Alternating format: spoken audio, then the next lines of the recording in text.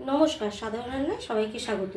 আজকে আমি তোমাদের সাথে মাটন বিরিয়ানি শেয়ার করব ঘরোয়া পদ্ধতিতে। নমস্কার, সাধারণ রান্নায় সবাইকে স্বাগত। আজকে আমি তোমাদের মটন বিরিয়ানি কিভাবে করতে হয় সেটা করে দেখাবো। আমি এখানে ইন্ডিয়া গেটের বাসমতি রাইস নিয়ে নিয়েছি।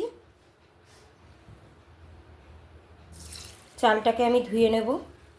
আমি মাটনটাকে আগে একটুখানি প্রেশার কুকারে বয়েল করে নেব, একটা সিটি মেরে নেব। চর্বিগুলোকে আলাদা করে রেখে দেব। এবার আমি প্রেশার কুকারের মধ্যে মাটনগুলোকে দিয়ে দেব।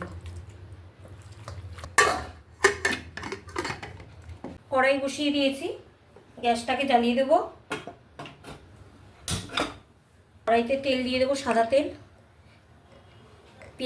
পেঁয়াজ ভাজার জন্য। পেঁয়াজের বেরেস্তাটা তৈরি করতে হবে, বিরিয়ানিতে লাগবে। তেলটা গরম হয়ে গেছে, আমি পেঁয়াজটা দিয়ে দেবো।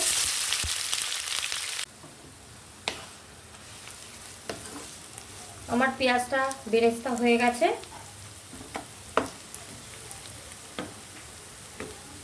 লাল লাল করে ভেজে নিয়েছি। মাটনটা করার জন্য আমি এই তেলের ওপরে একটু সরষের তেল দিয়ে দেবো। ব্যাস, আর তেল দেবো না।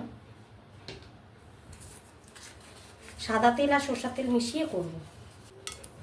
তেজপাতা দিয়ে দিলাম একটা, গোটা গরম মশলা দিয়ে দিলাম, পেঁয়াজ বাটা,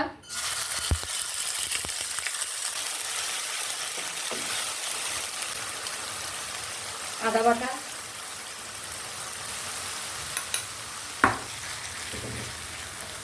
মশলাটাকে একটু ভাজা ভাজা করে নেব আগে। আমি এর মধ্যে হলুদ গুঁড়ো, লাল লঙ্কার গুঁড়ো, স্বাদ মতো নুন দিয়ে ভালো করে নাড়াচাড়া করে নেব। টমেটো সস ভালো করে নাড়িয়ে নেব। বিরিয়ানি মশলা দিয়ে ভালো করে মিশিয়ে নেব। এবার এর মধ্যে আমি মাটনটাকে দিয়ে দেবো। মাটনের চর্বিটা আমি আলাদা করে রেখে দিয়েছি, এটা দিয়ে দিলাম।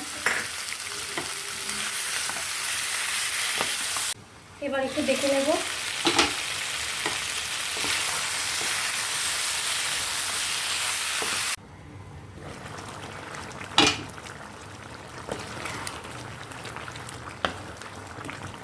আমার মটনটা হয়ে এসছে, আর একটু হবে। আমার মাংসটা হয়ে গেছে, এবার নামিয়ে ফেলবো। ভাতের জলটা বসিয়ে দিলাম। এর মধ্যে কিছু গোটা গরম মশলা অ্যাড করলাম বিরিয়ানির, তেজপাতা, আর একটু তেল দিয়ে দেবো।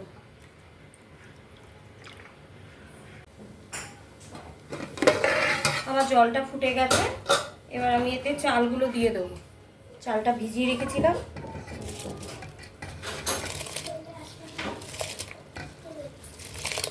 আমার ভাতটা হয়ে গেছে, এবার নামিয়ে ফেলবো। এর মধ্যে আগে আমি একটুখানি ঘি দিয়ে দেবো। এবার এতে আমি ভাত দিয়ে দেবো।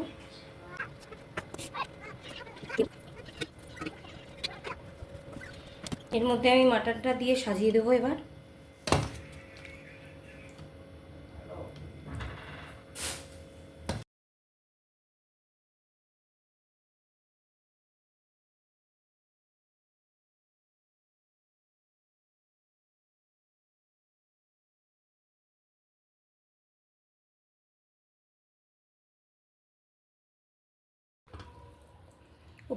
উপর দিয়ে বেরেস্তাটা ছড়িয়ে দেবো। কেশরের জলটা, কেশর ভেজানো। আমার বিরিয়ানিটা কমপ্লিট হয়ে গেছে। তোমাদের যদি এই রেসিপিটা ভালো লেগে থাকে তাহলে যারা ফেসবুক থেকে দেখবে তারা লাইক, শেয়ার, কমেন্ট করো। আর যারা ইউটিউব থেকে দেখবে তারা সাবস্ক্রাইব আর লাইক করো। আজকের মতন এইটুকুনি, টাটা।